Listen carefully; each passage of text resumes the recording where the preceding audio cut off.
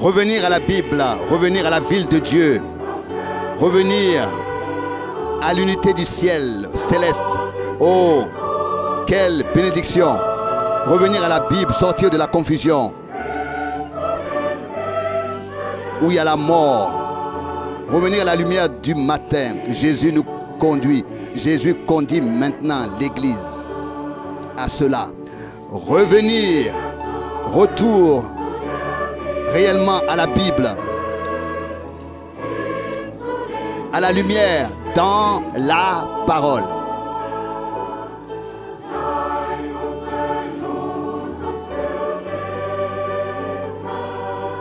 Que cela soit notre solution. Sanctifiez le Seigneur toujours. Revenir à la Bible. C'est seulement ça qui réjouit le Sauveur. Jésus appelle les siens. Écoutez et suivez sa voix encore aujourd'hui.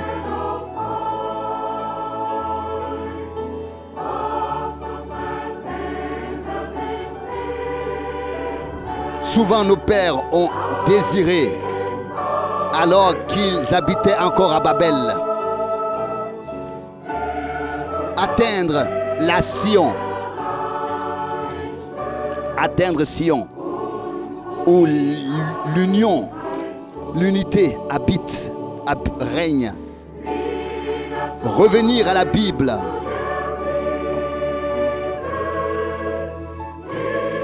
À la lumière dans la parole.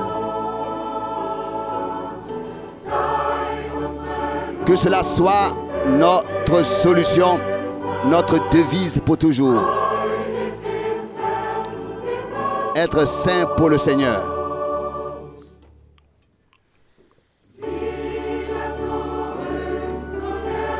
Revenir à la Bible, où les divisions n'existent plus. Fuir de Babel à Sion. Oh, quel voyage béni!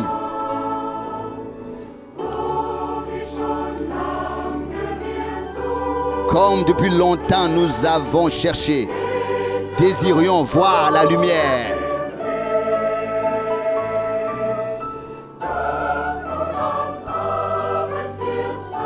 Le soir, nous l'avons trouvé, comme la parole l'a promis.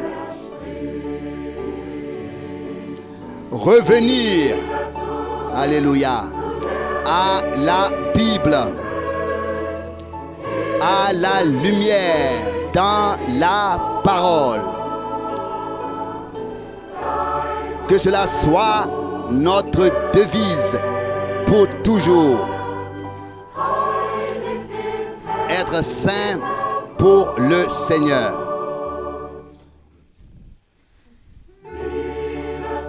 Revenir à la Bible. Suivre l'appel, obéir à l'appel du Seigneur. Revenir à la parole du Sauveur.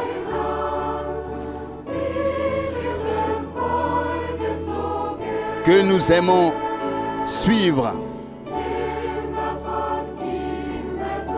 Ne plus dévier et s'éloigner de lui. Lui qui nous a si merveilleusement délivrés.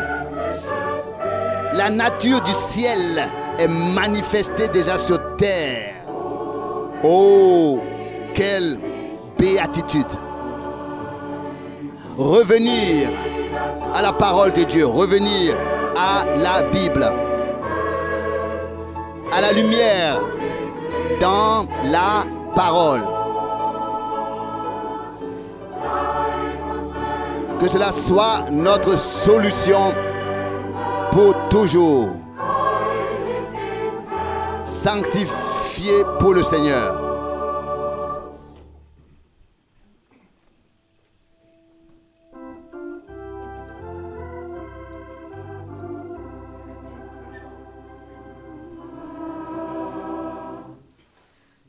Mon âme est rachetée du péché, des ténèbres qui m'enveloppait. Mon cœur est maintenant fortifié, consolé, car le Sauveur l'a fait pour moi. Je suis délivré, gloire au Seigneur. Par son sang, l'agneau m'a racheté. Je suis pur du péché et je marche dans la lumière. Par son sang, l'agneau m'a racheté. Je suis racheté par le sang.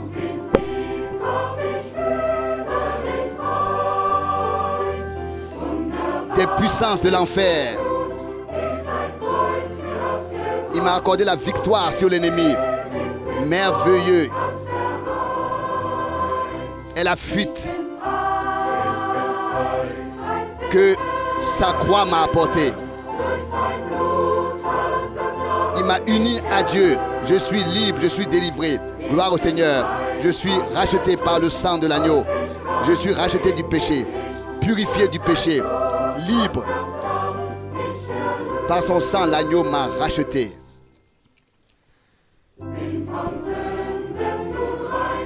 Je suis pur du péché et je marche dans la lumière.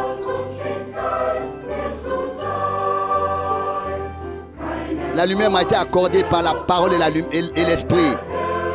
Il n'y a plus de crainte et de tourment. Car le Seigneur accorde la certitude. Et il est ma protection devant la mort et ses flèches. Je suis délivré, gloire au Seigneur, par son sang. Délivré et pur, purifié du péché. Je marche dans la lumière. Par son sang, l'agneau m'a délivré. Les rachetés du Seigneur marchent sur le chantier saint.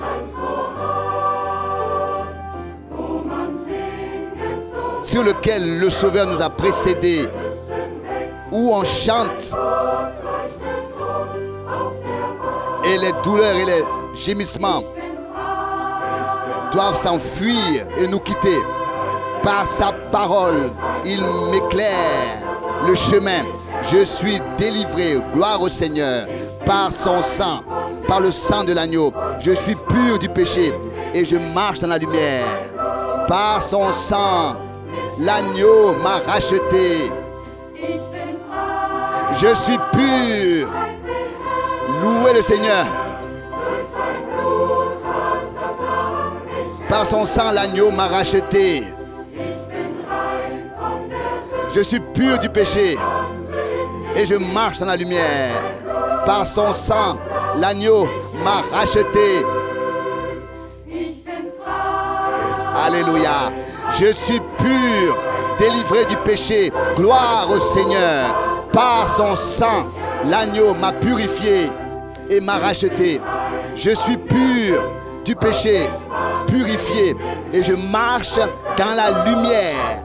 Par son sang, l'agneau m'a racheté. Amen. Bonjour, bien-aimés frères et sœurs. Nous vous saluons tous dans le précieux nom de notre Seigneur Jésus-Christ ce matin à cette réunion. Aussi vous qui êtes connectés, nous vous saluons chaleureusement. Nous nous réjouissons de ce que vous aussi, de tous les pays, vous avez trouvé le chemin vers nous. Nous ne pouvons même pas mentionner tous ceux qui sont présents ici, mais nous voulons vous saluer tous et vous souhaiter la bienvenue. Nous avons aussi des salutations que nous avons reçues il y a plusieurs jours déjà du frère Didier de Paris, du frère Moïse du Kenya, le frère Leva de Couva, du frère Élie du Congo. Ils nous saluent tous, nous qui sommes rassemblés. et on part aux mêmes bénédictions que nous avons. Nous voulons nous lever et remettre au Seigneur la réunion.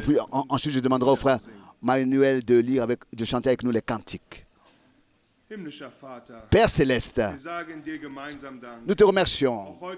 Encore ce matin, nous pouvons être rassemblés dans ta présence, dans la certitude que nous avons été ramenés à la Bible et que la même parole, les mêmes expériences, nous allons vers ces choses que tu as promis pour nous dans ta parole, les promesses merveilleuses que tu nous as accordées, précieuses. Nous te remettons cette réunion entre tes mains et te demandons, parle avec nous, agis en nous, sois avec nous, que ton nom soit glorifié. Dans le saint nom de Jésus, nous te remercions. Amen.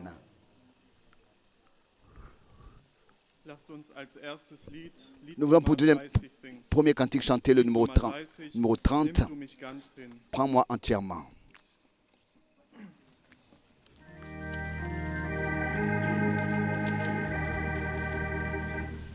Jésus tout maître règne sur moi. Le numéro 30. Soumets mon être, sois-en le roi.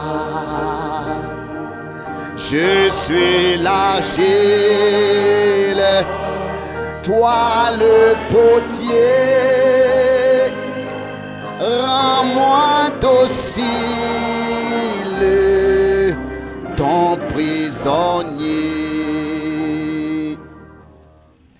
Jésus lumière, pénètre en moi, éprouve, éclaire ma faible foi. Plus blanc que neige, rends-moi Seigneur, et de tout piège, garde mon cœur. Je m'abandonne, Jésus, à toi. Détruis, pardonne tout mal en moi. Remplis mon âme de ton esprit et qu'il m'enflamme et jour et nuit. Amen. Pour le deuxième cantique, le numéro 17. Le numéro 17. Jésus m'attire à la croix.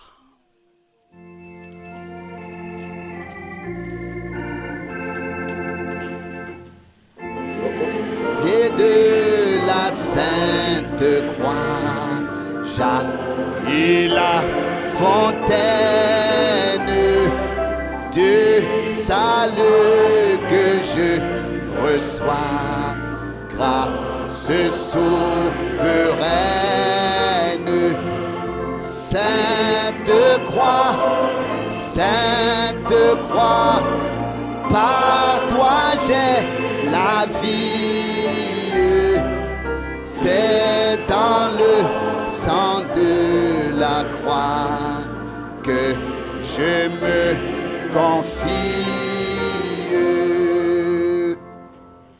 Seigneur, le sang de ta croix, mes péchés efface. Tu me le dis, je le crois, du mal plus de traces. Sainte croix, par toi j'ai la vie. C'est dans le sang de la croix que je me confie. Prosterné devant la croix, sur le mont Calvaire, de Jésus, je fais mon choix. En lui seul, j'espère.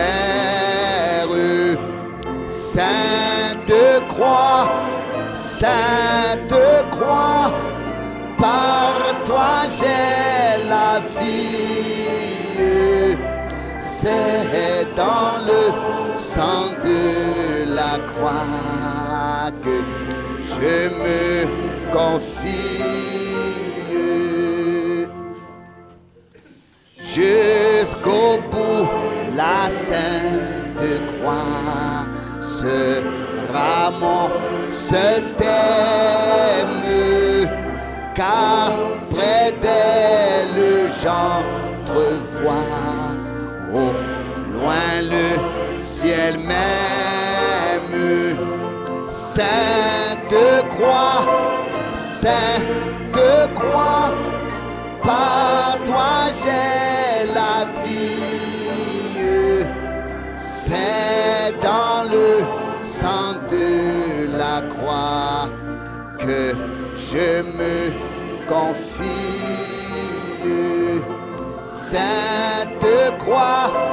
Sainte croix, par toi j'ai la vie.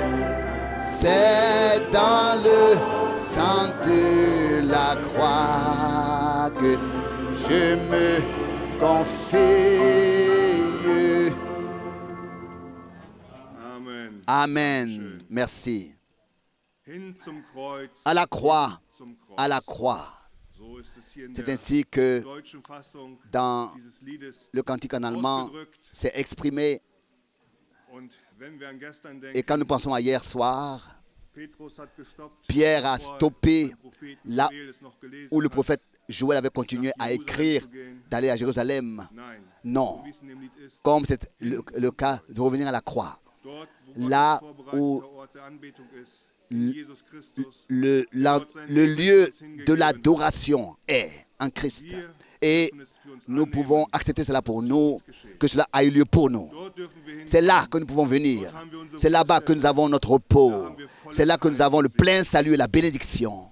Lasst uns Nous voulons, comme introduction, Hebräer 11 lire dans Hébreux chapitre 11, verset 2. Hébreux chapitre 11, verset 3, verset 2.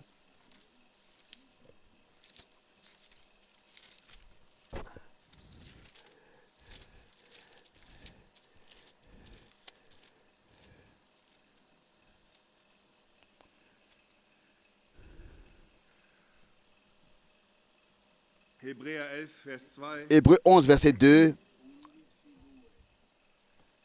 Im Besitz Pour l'avoir possédé, haben nämlich die pour avoir possédé une telle foi, Zeugnis. les anciens ont obtenu un témoignage favorable. Gestern haben Hier, nous l'avons prophétische entendu Worte. beaucoup de la parole prophétique. Petrus schreibt, Et Pierre écrit, wir besitzen nous possédons prophétische Worte. la parole prophétique. Wir dürfen es Et nous bezeugen. pouvons en témoigner. Alle können das Tous prophetische Wort in dieser Bibel Peuvent nachlesen. dans la Bible lire la parole prophétique. Aber uns Mais à nous, leuchtet uns auf elle est une lumière, elle nous éclaire. das prophetische Nous Wort. avons la grâce de dire que nous possédons la parole prophétique. Et ici, Geht es il s'agit de posséder eines solchen Glaubens, une telle foi, eines biblischen Glaubens, une foi biblique, wie hier geschrieben une steht, foi parfaite. Comme c'est écrit ici, c'est en possédant une telle foi haben nämlich die Altvorder que les anciens ont obtenu un témoignage favorable. diese Ausprägung des Glaubens war C'est- verschieden, wenn wir weiterlesen. Cette foi-là, qu'est-ce qui se passe quand nous continuons Berufung, à lire l'élection, l'appel, la rédemption et la victoire et le rétablissement? Est-ce qu'il s'agit de l'enlèvement ici? Ces choses dans ce chapitre ici ne sont pas traitées. und auch die Zeugnisse Et aussi les témoignages sind unterschiedlich. sont différents. Aber alle hatten eins Mais gemeint, tous avaient une chose commune, diesen biblischen Glauben. cette foi biblique, cette foi parfaite dans le Dieu vivant que Dieu a Und die Frage, donné à l'Église. La question pour nous, besitzen auch wir est-ce que nous possédons aussi une telle foi? Thomas, hier, nous a lu de 2 Pierre, chapitre 1, verset 1, où Pierre interpelle les croyants qui ont cette même foi. Et quand nous continuons à lire, si nous continuons à lire, il est écrit que Dieu nous a accordé la puissance et tout ce dont nous avons besoin. Par cette puissance, il nous accorde tout ce dont nous avons besoin. La foi n'est pas quelque chose que nous produisons, mais comme c'est écrit, ça ne vient pas de nous. C'est un don de Dieu. Dieu a accordé aux anciens cette foi et il nous l'accorde aussi à nous par sa grâce. Et toujours quand il est parlé ici d'une telle foi, il s'agit de ce qui est écrit au premier verset. Or, au verset 1, je voudrais le lire, et c'est-à-dire tel que frère Branham l'a toujours traduit de l'anglais. Hébreux 11, verset 1. Es ist aber der Glaube eine Substanz dessen, was man hofft. Mais la foi est la réelle présence de la substance des choses qu'on espère. Une ferme conviction démontrée des faits réels qu'on ne voit pas encore. Il ne s'agit pas d'une sensation. C'est quelque chose qui existe déjà. C'est une substance. Même si c'est petit comme un grain de sénévé, c'est là. C'est une substance. C'est une preuve, c'est réel. C'est quelque chose que tu as déjà, que Dieu t'a accordé de sa grâce. Et nous qui avons la foi, qui croyons la parole, nous pouvons encore aujourd'hui nous laisser bénir de Dieu. Que nous ne repartons pas comme nous sommes venus, mais que le Seigneur puisse en nous confirmer sa parole. Ici dans Hébreux 11, au verset 7, il est écrit, c'est par la foi que Noé, divinement averti des choses qu'on ne voyait pas encore, et saisi d'une crainte respectueuse, construisit une arche pour sauver sa famille. Il pouvait porter ce témoignage que Dieu l'avait porté par ce déluge. Et quel est notre état? Quelle est notre famille? Dans quel état est-elle? Dans Actes des Apôtres 16, au verset, chapitre 16, au verset 30, il est écrit, crois en Jésus-Christ. Et toi et ta famille, vous serez sauvés. Est-ce que c'est notre désir? Que ce ne soit pas seulement une espérance, mais une substance dans notre cœur, que nous savons.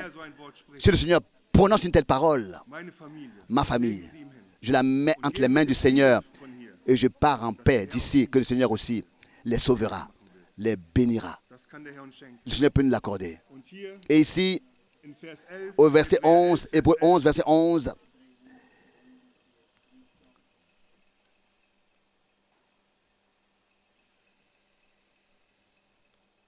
Hébreux 11, verset 11. C'est par la foi aussi que Sarah reçut la puissance de devenir mère malgré sa vieillesse, parce qu'elle regardait comme digne de confiance à celui qui lui avait fait la promesse.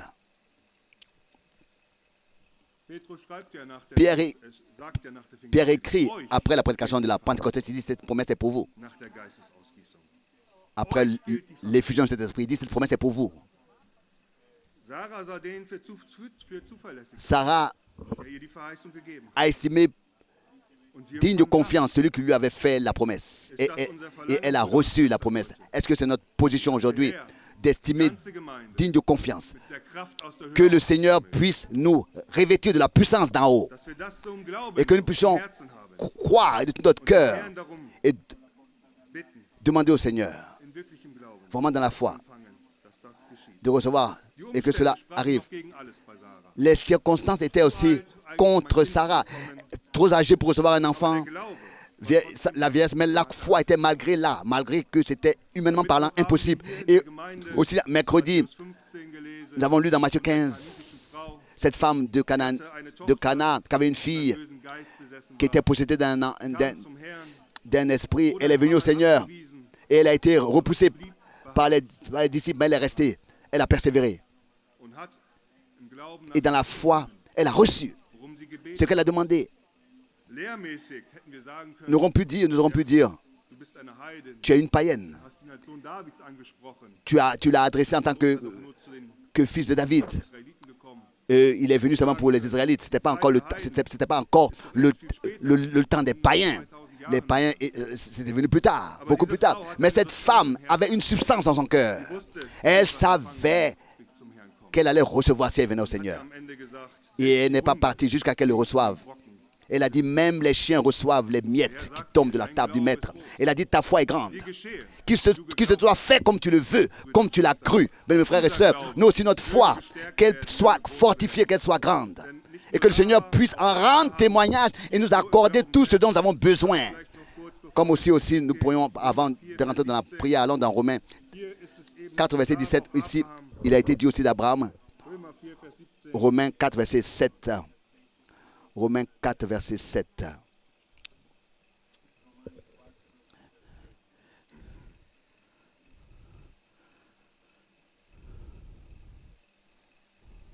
Wie heißt es von Abraham? Il est dit ici d'Abraham. Römer 4, Vers 17. Romains 4, verset 17, pardon. Verset 17. Zum Vater Verset der 17. Völker habe ich dich gesetzt, vor dem Gott, dem geglaubt hat, als dem, Selon l'Écriture, je t'ai fait père d'une multitude de nations devant le Dieu auquel il a cru, comme celui qui donne la vie aux morts et nomme ce qui n'existe pas encore comme si c'était déjà là. durch hoffnungsvolle Abraham, là où il n'y avait rien à espérer, s'est accroché à la foi pleine d'espérance afin de devenir le père d'une multitude de nations. Selon la promesse, ainsi sera ta postérité, innombrable. Au verset 19, et sans faiblir dans la foi, il ne considéra point que son corps était déjà usé, puisqu'il avait près de 100 ans, et ne considéra point que Sarah n'était plus en état d'avoir des enfants. Verset 20.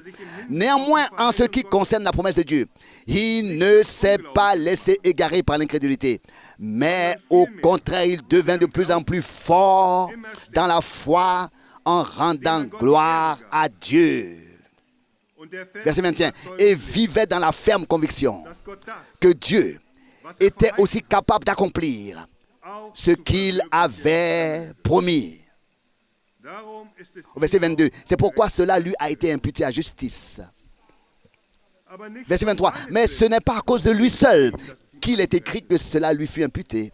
Verset 24, mais aussi à cause de nous, denn auch car cela nous sera imputé à nous aussi, à nous, die wir qui croyons en celui qui a ressuscité des morts, notre Seigneur Jésus. ihn, Verset 25. Lui unser Übertretung qui a été livré à la mort in den Tod à gegeben, cause de nos transgressions et qui est ressuscité à cause de notre justification. die ersten zwei Verse Encore les aus Kapitel 5. Da wir nun aus Glauben premiers versets de Romains 5. Étant donc justifiés par la foi, nous avons la paix avec Dieu par notre Seigneur Jésus-Christ, durch den wir im Glauben par lequel nous avons aussi obtenu par la foi l'accès zu unserem à notre jetzigen état de Gnadenstand grâce erlangen. actuel. Und wir Et rühmen nous uns nous auf, glorifions aussi dans l'espérance de la gloire de Dieu. wir haben einen Zugang. Nous avons un accès, une position de foi par la grâce de Dieu, dans la foi que le Seigneur nous a Wollen accordée. wir das im Herzen Nous bewegen, voulons auch wenn wir gleich noch repasser ça dans notre cœur pendant que nous allons écouter la prédication, que le Seigneur wirken kann puisse nach seinem opérer en nous ce qui lui plaît. Nous le levons die Anbetung. pour apporter l'adoration au Seigneur.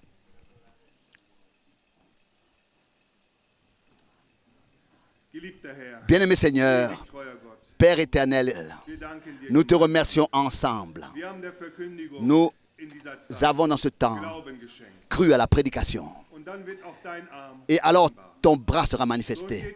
C'est comme ça que c'est écrit. So wird es auch C'est ainsi que cela s'accomplira aussi. À qui est-ce que le bras de l'Éternel a été manifesté, révélé? Nous venons au trône de la grâce tel que nous sommes. wir können selbst nichts Nous ne pouvons hervorbringen von uns. rien produire de nous-mêmes. Einen besonderen Glauben, Aucune foi quelconque. Tu dois nous l'accorder. Elle doit venir de toi. dass auch wir Pour que, Seigneur, nous pouvons aussi rendre ce témoignage. Et que tu puisses rendre témoignage à notre foi. dein Wort geglaubt. Comme à ceux qui ont cru à ta parole et qui ont possédé ce témoignage favorable. Nous te remercions et dans la foi, nous les avons reçus. Les promesses que tu as accordées, nous voulons les recevoir. ce que tu as préparé pour nous dans la réalité. Nous ne voulons pas partir tel que nous sommes venus. Mais te demandons, Seigneur, que tu puisses exécuter ton œuvre en nous, confirmer ta parole que nous avons reçue dans la foi. Parle avec nous, par ta parole avec nous, et agis par ton Saint-Esprit dans la foi. Nous te disons, Seigneur, tu es parmi nous pour bénir, pour aider, pour, Seigneur, nous accorder ta grâce. Nous te remercions pour cela et te remettons tout entre tes mains dans le Saint-Nom de Jésus. Amen. En ce qui concerne l'évolution politique, nous avons tous constaté de quelle manière les forces hostiles à Israël se sont déjà manifestées. Ils ne se sont pas encore déchaînés, ils ne sont pas déliés, mais ils se sont manifestés. Hier soir, ici même, le frère Kramer m'a remis un magazine et voici ce qu'on peut lire dans un titre 50 devins à la cour de Saddam Hussein. Et l'article précise ensuite d'où ils venaient tous, du Mali, de Mauritanie, du Tchad, du Sénégal, etc. Il a ensuite interrogé ces personnes, ces adeptes du fétichisme. Ce sont en effet des gens très particuliers. J'en ai d'ailleurs vu un en particulier au Ghana. Quand on les a vus une fois, on en a en fait vu assez pour toute une vie. En tout cas, dans tous les cas, je ne souhaite pas donner plus de détails à ce sujet. Mais nous voyons ce que font ces gens. Ils ne savent pas eux-mêmes ce qu'ils doivent faire. Ils n'obtiennent aucune des réponses de Dieu. Alors ils se tournent vers des sorciers, des interprètes de signes et ce genre de personnes. Et là, je me suis effectivement souvenu qu'il en allait de même à l'époque de Daniel. J'aimerais vous lire 2 ou 3 passages du prophète Daniel. Daniel chapitre 2. Daniel chapitre 2, versets 27 et 28. Daniel chapitre 2, verset 27 et 28. Verset 27. Daniel répondit au roi: le mystère que le roi demande de connaître, les sages, les enchanteurs, les magiciens et les devins ne peuvent le révéler au roi. C'est une très bonne constatation. Aucun sorcier, aucun devin, aucun interprète de signes ne peut révéler quoi que ce soit lorsqu'il s'agit des affaires de Dieu, des choses de Dieu.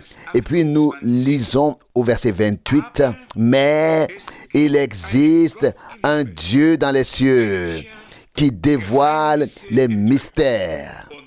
Et c'est lui qui a révélé au roi Nebuchadnezzar ce qui arrivera à la fin des temps. » Ainsi, ce ne sont ni les sorciers, ni les devins, ni les interprètes de signes, mais le Dieu du ciel qui connaît tous les mystères, qui révèle ce qui doit être révélé. Ensuite, dans Daniel 5, je voudrais lire le verset 7. Daniel 5, verset 7. Le roi s'écria à haute voix qu'on fût amener les enchanteurs, les Chaldéens et les devins. Et il dit aux sages de Babylone: celui qui saura lire cette inscription et m'en donner l'interprétation sera revêtu de pourpre, portera un collier d'or au cou et sera le 3e au gouvernement du royaume. Mais personne ne fut capable d'accomplir cela. Et maintenant, je vais lire le verset 11. Daniel 5, verset 11. Il y a dans ton royaume un homme en qui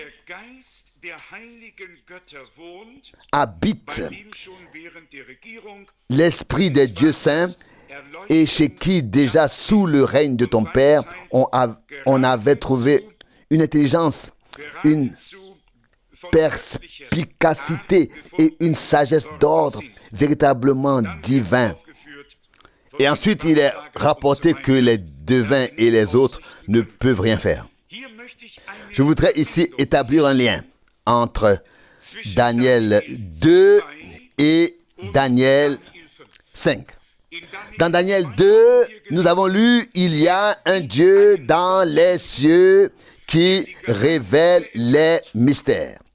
Et dans Daniel 5, nous avons lu « Il y a un homme dans ton royaume ». Non seulement un Dieu dans les cieux, mais aussi un prophète de Dieu sur terre, qui est en communion, en relation, en liaison avec le Dieu des cieux. Et Dieu révèle son mystère à ses serviteurs, les prophètes. Amos 3, verset 7. Bien sûr, cette païenne a dit en qui réside l'esprit des dieux saints. Elle ne connaissait pas le Dieu unique, elle ne connaissait que des dieux. Nous savons que ce n'est pas l'esprit des dieux qui habitait Daniel, mais le Saint-Esprit, l'esprit du Dieu vivant. Et je crois que ce que nous avons lu ici est très important, car c'est avec Nebuchadnezzar que les royaumes païens ont pris leur essor. Et le premier empire était à l'époque l'empire babylonien qui régnait sur le monde. Et le dernier est l'empire romain. Et tout comme Dieu à l'époque n'était pas seulement au ciel en tant qu'omniscient, mais avait sur terre un homme au moment où il était nécessaire de révéler les mystères, de lire les Écritures, d'en donner le sens et d'informer le peuple au nom de Dieu. Il en a dû être de même de nos jours. C'est pourquoi nous sommes également reconnaissants envers le Seigneur d'avoir envoyé son serviteur et prophète à qui les mystères ont été révélés et annoncés. J'ai également remarqué ce qui est écrit dans le chapitre 19 du prophète Ésaïe, en référence à ce qui y est dit concernant les conseils donnés par les sages, les magiciens, les sorciers et ainsi de suite. Dans Ésaïe chapitre 19, Ésaïe 19, verset 11, puis verset 23. Ésaïe 19, verset 11. Les princes de Zoan sont de vains insensés. Les conseils les plus sages du Pharaon ne donnent qu'un conseil stupide. Ce ne sont pas mes mots, c'est pas mon vocabulaire. C'est ce qui est écrit dans la Bible. Les plus sages de ce monde sont des insensés, des fous aux yeux de Dieu, car ils ne connaissent pas la sagesse divine, ils ne connaissent pas le dessein divin. C'est pourquoi ils sont insensés. Je le relis, le verset 11. Les princes de Zoan sont des vains insensés. Des vains insensés, les conseillers les plus sages du Pharaon ne donnent qu'un conseil stupide.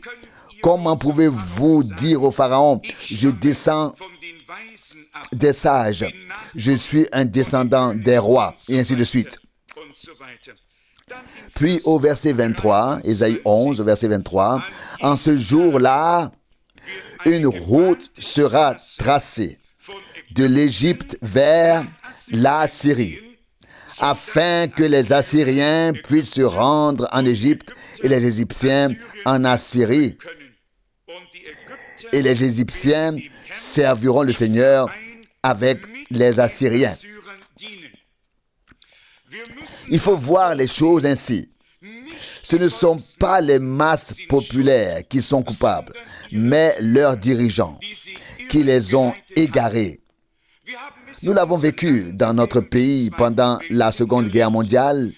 Il suffit d'un chef et de quelques-uns qui se joignent à lui pour séduire et tenir de grands discours et tout le peuple se laisse emporter. Celui qui ne suit pas en subit les conséquences. Et c'est pourquoi nous devons tout simplement pardonner à toutes ces masses populaires. Nous devons leur pardonner. Ils ne savent pas ce qu'ils font. Ce sont les séducteurs qui étaient à l'œuvre et qui le sont encore, et Dieu leur demandera des comptes. Lorsque nous lisons ici que viendra le moment où même l'Assyrie, non seulement l'Assyrie d'aujourd'hui, mais l'Assyrie qui s'étend jusqu'à l'Euphrate, c'est-à-dire toute la région que Dieu avait prévue dans son plan originel pour Israël, servira le Seigneur après le dernier combat, après la dernière bataille, après le dernier affrontement, lorsque tout aura été complètement nettoyé, alors tout cela arrivera. Dans le prophète Ésaïe, je voudrais encore citer un verset, peut-être juste un autre tiré de Jérémie, Jérémie 50. Jérémie chapitre 50, nous ne nous attarderons pas trop longtemps sur ce sujet, juste pour montrer comment les prophètes de l'Ancien Testament avaient déjà prédit des choses. D'après Jérémie 50, versets 35 et 36, verset 35, que l'épée s'abatte sur les Chaldéens. Ainsi parle le Seigneur, sur les habitants de Babylone, sur ses princes et sur ses savants. Verset 36, que l'épée s'abatte sur les bavards, entre parenthèses, les devins, afin qu'ils passent pour des imbéciles, que l'épée s'abatte sur ces vaillants guerriers, afin qu'ils deviennent des lâches. Nous avons vécu tout cela ces derniers jours. La garde d'élite, tous, au final, ce ne sont que des lâches. Ils ont dû partir parce qu'ils ont été chassés. Mais Dieu veillera à ce que justice soit faite. Je crois que nous aspirons tous, comme il est écrit dans Romains 8, à ce que ce monde, cette terre, ce cosmos, que tout soit délivré de la nature éphémère, que tout puisse respirer à nouveau et soit ramené dans l'ordre divin en communion avec Dieu, que tous les soupirs, tous les gémissements prennent fin et que nous puissions véritablement nous réjouir dans le Seigneur. Toujours dans Jérémie 51, les versets 35 et 36. Jérémie 51, 35 et 36. Verset 35. Que la violence commise contre moi et mon déchirement s'abattent sur Babylone. Ainsi parlent les habitants de Sion. Et que mon sang s'abatte sur les habitants du pays des Chaldéens. Ainsi parle Jérusalem. Verset 36. C'est pourquoi le Seigneur a dit, sache bien que je défends ta cause et que j'exerce la vengeance pour toi. Je vais assécher le fleuve de Babylone et faire tarir ses sources. Verset 37. Babylone deviendra un tas de ruines. Et ainsi de suite. Ainsi de suite. Nous l'avons déjà dit tout à l'heure, Dieu a promis de combattre pour Israël. Et pourquoi? Parce qu'il a choisi Israël comme son peuple parmi tous les peuples, toutes les langues et toutes les nations. Parce qu'il a conclu une alliance avec lui et lui a fait des promesses par grâce. C'est pourquoi il est appelé le Dieu d'Israël. Non pas le Dieu de l'Allemagne, non pas le Dieu de l'Amérique, non pas le Dieu de la Russie, mais 1000 fois et plus encore, le Dieu d'Israël. Dieu a élu Israël. Dieu est aux côtés d'Israël. Qu'Israël soit béni au nom du Seigneur. Comme je l'ai dit, cela m'a fait une grande joie d'entendre les États-Unis dire simplement « N'intervenez pas ne faites rien, nous le ferons pour vous. C'est ainsi que Dieu l'a voulu et que le nom du Seigneur soit hautement loué et glorifié. Nous pourrions lire tout un certain nombre de passages bibliques à ce sujet, mais ce n'est pas pour cela que nous sommes ici aujourd'hui. Je voudrais lire un passage d'Ézéchiel 34 à la suite de la parole que frère Schmitt a lue dans Jean 10. Je voudrais lire ici Ézéchiel 34, une parole qui nous est familière. Elle concerne les bergers qui n'ont pas bien paix leurs troupeaux, qui ont pensé à eux-mêmes et non aux troupeaux. Mais ensuite, le verset 17 dit, pourtant ici, Ézéchiel 34, verset 17. Verset 17. Mais vous, mon troupeau, ainsi parle le Seigneur Dieu. Je vais désormais rendre la justice entre les brebis elles-mêmes et à l'égard des béliers et des boucs. Verset 18. Ne vous suffit-il pas de brouter les meilleurs pâturages? Faut-il que vous piétiniez aussi le reste des pâturages? Vous avez de l'eau claire à boire. Faut-il que vous remuiez encore ce qui reste avec vos pieds?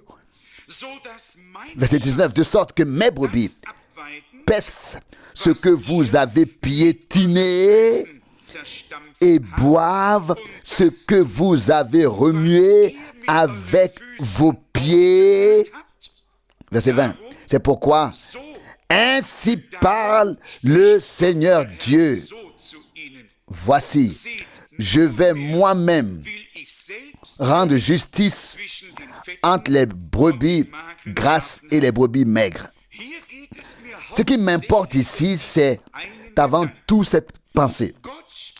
Dieu ne s'adresse pas ici à des étrangers, il s'adresse à des brebis, à ses brebis. Et ces brebis entendent sa voix, comme nous l'avons lu dans Jean 10. Mais maintenant, il prononce un reproche. Il parle ici de deux groupes distincts de brebis. Tout ensemble, elles ont d'abord bu et se sont d'abord nourries. Puis, il y a eu une évolution. Certaines sont allées de l'avant, sont allées plus loin, d'autres non. Les uns ne voulaient plus que manger et boire davantage, être dans un pâturage frais, et les autres ont piétiné tout cela. Ce qui était et devenait précieux pour les uns, les autres l'ont piétiné. Et l'eau fraîche que les uns auraient volontiers continué à boire, les autres l'ont troublée de leurs pieds afin qu'elle ne soit plus fraîche. Et voici la leçon fondamentale pour notre époque et nos jours aujourd'hui. Il y a des brebis de Dieu. Mais ce qui est important maintenant pour certaines d'entre elles, ce qui a de la valeur, ce qui est précieux, la nourriture et la substance pour ce temps-ci, ainsi que l'eau fraîche qu'il fait couler, elles n'en veulent pas. Elles piétinent, elles troublent l'eau et détruisent ainsi pour les brebis l'eau qu'elles veulent boire et le pâturage où elles souhaitent se rassasier. Et c'est cela que Dieu reproche. Ce n'est ni moi, ni un prophète, mais Dieu lui-même qui les réprimande et dit, vous aviez de l'eau claire à boire. Vous aviez un pâturage clair pour vous nourrir. Et nous ne refusons à personne la filiation divine. Il y a beaucoup d'enfants de Dieu, mais tous ne suivent pas le chemin avec Dieu jusqu'au bout. Et si nous voulons également évoquer ici la parabole des vierges, alors toutes les 10 étaient belles et bien des vierges. Toutes les 10 avaient des lampes allumées. Toutes les 10 étaient pures. toutes se sont endormies, toutes se sont réveillées, toutes sont allées à la rencontre de l'époux. Au départ, il n'y avait aucune différence. Ce n'est qu'au moment où l'époux est venu qu'il est apparu clairement que certaines avaient encore de l'huile en réserve et d'autres non. Mes chers amis, la grande leçon de chaque réveil que Dieu a donné sur terre est que certaines ont continué à marcher avec le Seigneur et d'autres se sont arrêtés. Et ceux qui ont continué à marcher avaient l'avantage auprès de Dieu car Dieu les avait conduits plus loin. Quant aux autres, ils ont piétiné ce qui leur était précieux. Au lieu de remercier Dieu et de marcher eux aussi et aller de l'avant eux aussi, il en a été de même de nos jours. Et il en sera ainsi jusqu'à la fin. Celui qui ne va pas de l'avant piétinera ce qui est précieux pour ceux qui avancent, le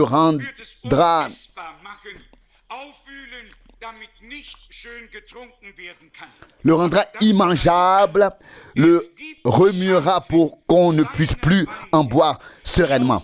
Mais rendons grâce à Dieu, au Seigneur. Il y a des brebis de son troupeau qui écoutent sa voix et qui avancent simplement jusqu'à ce qu'elles passent de la foi à la vue. Et nous avons là le passage des Écritures, notamment dans l'Épître aux Corinthiens, où Paul s'adresse aux croyants sur un ton véritablement sérieux en avertissant. 1 Corinthiens chapitre 9, 1 Corinthiens chapitre 9 verset 24, sur un ton grave. Ne savez-vous pas que dans l'arène tous courent, mais qu'un seul remporte le prix?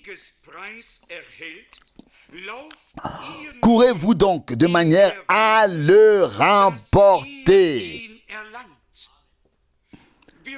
Nous devons persévérer dans cette compétition, cette course jusqu'au bout, pour être ensuite couronnés. Et c'est précisément dans ce contexte que Paul poursuit et écrit au chapitre 10, verset 1, que Dieu n'était pas satisfait des pères. Ils ont certes été conduits hors d'Égypte, mais il était ensuite dit au verset 5, mais Dieu n'a pas trouvé de plaisir en la plupart d'entre eux. Ce n'est pas la sortie, mais l'entrée, la persévérance, la marche avec Dieu, le fait de suivre le Seigneur, et cela selon le cheminement spirituel de notre époque, dans nos jours, ne pas remuer, ne pas piétiner, ne rien remuer, ne rien piétiner, mais boire et manger, à savoir ce que Dieu nous a préparé en ces jours. Et nous l'avons vu maintes et maintes fois. C'est surtout lorsque nous nous référons au ministère prophétique de ces jours-ci que nous sommes mal compris. Alors les choses que Dieu nous a révélées directement et qui nous sont chères et précieuses sont piétinées. Nous l'avons vécu maintes et maintes fois. Ce n'est là. Et c'est là que réside le danger. Je le répète, nous ne refusons à personne la filiation divine. Quiconque a fait l'expérience de Dieu et est né de nouveau doit être une brebis du Seigneur. Mais les brebis doivent suivre le bon berger.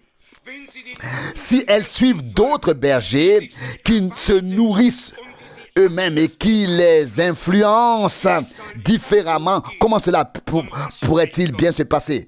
Et que dit Dieu? Je prendrai moi-même soin de mes brebis, moi-même. Je les paîtrai. Ézéchiel 34, verset 15. Et nous en sommes également reconnaissants envers Dieu pour cela. Car voyez-vous, lorsque les bergers se nourrissent eux-mêmes, et quand se nourrissent-ils eux-mêmes? Lorsqu'ils ne conduisent plus le peuple de Dieu en accord avec le bon berger vers les pâturages frais que Dieu a maintenant préparés. S'il ramène les gens vers un pâturage depuis longtemps brouté, un pâturage brouté, il n'y a rien à manger là où elles sont conduites. Un pâturage longtemps brouté, depuis longtemps brouté, vieux de plusieurs années. Comment pourrait-il s'y nourrir? Le Seigneur dresse toujours une table nouvelle devant nous. Il y a de la nourriture fraîche. Nous pouvons boire à nouveau et nous rassasier des richesses de sa maison. Les bergers qui se nourrissent eux-mêmes veulent ramener le troupeau en arrière, veulent rester sur place. Mais les bergers établis par Dieu sont en accord avec le grand berger qui a donné sa vie pour les brebis. Et leur seul souci est que les brebis parviennent véritablement au pâturage frais et qu'elles reçoivent maintenant ce que le Seigneur a préparé. Au sujet des bergers qui se nourrissent eux-mêmes, Dieu prononce le jugement suivant. Dans Ézéchiel 34, verset 8. Ainsi vrai, Ézéchiel 34, verset 8. Aussi vrai que je vis, telle est la parole du Seigneur Dieu. Parce que mes brebis ont été pillées et dévorées par toutes les bêtes sauvages des champs, sans qu'il y eût de berger. Et parce que mes bergers n'ont pas pris soin de mes brebis, mais se sont nourris eux-mêmes, au lieu de nourrir mes brebis. Verset 9. C'est pourquoi, berger, écoutez la parole du Seigneur. Verset 10. Ainsi parle le Seigneur Dieu. Désormais, j'interviendrai contre les bergers. Je leur reprendrai mes brebis. Je mettrai fin à leur fonction de berger, afin qu'ils ne se nourrissent plus eux-mêmes. Non, j'arracherai mes brebis de leur gueule, afin qu'elles ne soient plus dévorées par eux. Si nous avons une compréhension spirituelle ici, cette parole n'a vraiment plus besoin d'être interprétée. Que le Seigneur nous accorde la grâce de reconnaître quel est le bon berger et qu'il fait toujours reposer ses brebis dans de verts pâturages près des eaux vives. C'est ce que Dieu a voulu, c'est ce qu'il a décidé et nous le voyons dans l'Ancien Testament. Dieu a toujours donné la manne pour un jour, puis pour le lendemain, et ensuite et encore le jour suivant. Et le peuple d'Israël n'avait pas le droit d'en garder du lundi au mardi, du mardi au mercredi, ou d'un jour à l'autre, sinon elles auraient immédiatement été envahies de vers. Exode 16, verset 4. Vous pouvez le vérifier, et elles n'auraient plus été comestible. Ce n'est que le dernier jour qu'il y en avait pour les 2 jours, car c'était le sabbat. Mais c'est ainsi que Dieu l'a ordonné. Et il en va de même pour les 7 âges de l'Église. Dieu avait ses messagers, Dieu avait son message, et Dieu avait sa troupe de vainqueurs qui a écouté ce que l'Esprit dit aux églises.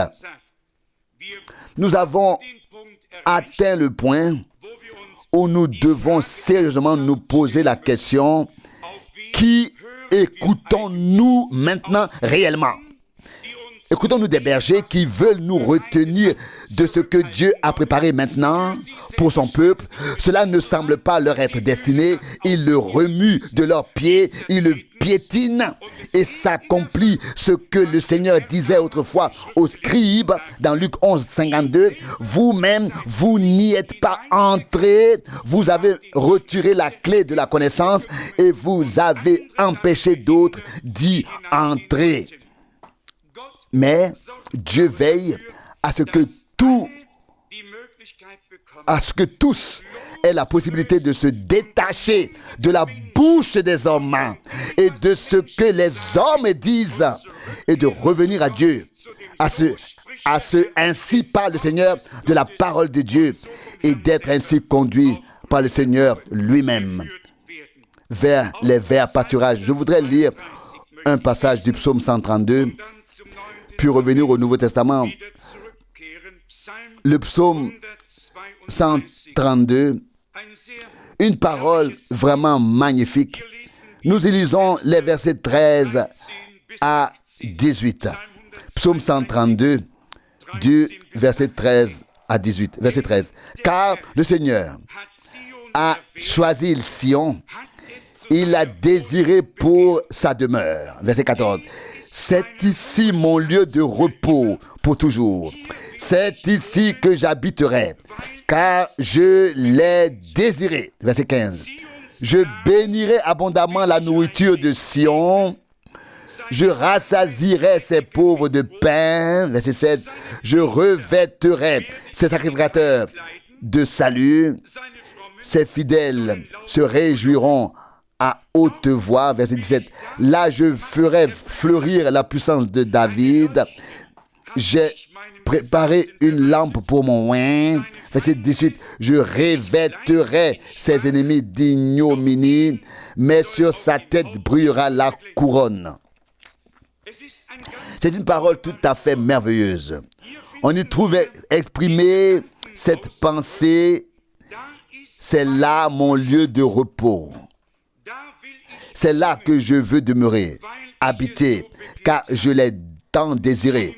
Déjà dans l'Ancien Testament, dans le livre de Moïse, nous lisons dans Lévitique 26, 12, Dieu dit, j'habiterai parmi eux, je marcherai au milieu d'eux, je serai leur Dieu et ils seront mon peuple. Nous le connaissons dans le Nouveau Testament grâce aux paroles que Paul a adressées aux Corinthiens dans 2 Corinthiens chapitre 6. 2 Corinthiens chapitre 6 du verset 16. Du verset 16. 2 Corinthiens chapitre 6 du verset 16. Comment le temple de Dieu s'accorde-t-il avec les idoles? Nous sommes en effet le temple du Dieu vivant, comme Dieu l'a dit. J'habiterai parmi eux et je marcherai au milieu d'eux. Je serai leur Dieu et ils seront mon peuple. Si telle est donc la volonté de Dieu et s'il en a créé les conditions, il a voulu s'établir sur terre, habiter sur terre. Vous voyez, Dieu a pris demeure en Christ. A pris demeure en Christ. Il était écrit, il a habité en Christ. Il était écrit, et cela est encore écrit aujourd'hui. Tu m'as préparé un corps. C'était un corps terrestre dans lequel l'esprit qui était et est Dieu a pris demeure, a habité. Et l'Écriture dit, en lui habitait corporellement toute la plénitude de la divinité. Colossiens 2, 9. Pas seulement une partie, mais toute la plénitude de la divinité habitait corporellement en Christ. Et le verset suivant dit, au verset 10 et de Colossiens 2, et vous possédez toute la plénitude en lui. Mais maintenant, Christ est mort, a été crucifié, a été enseveli. Dans quel but?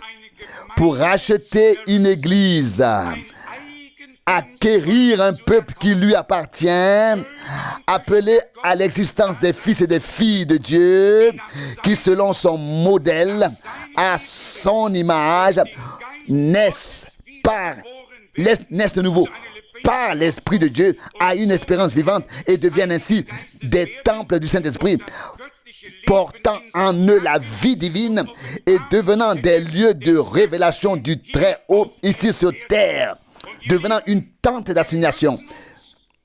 Et vous, mes bien-aimés, nous devons nous familiariser avec cette pensée. Dieu veut habiter parmi nous.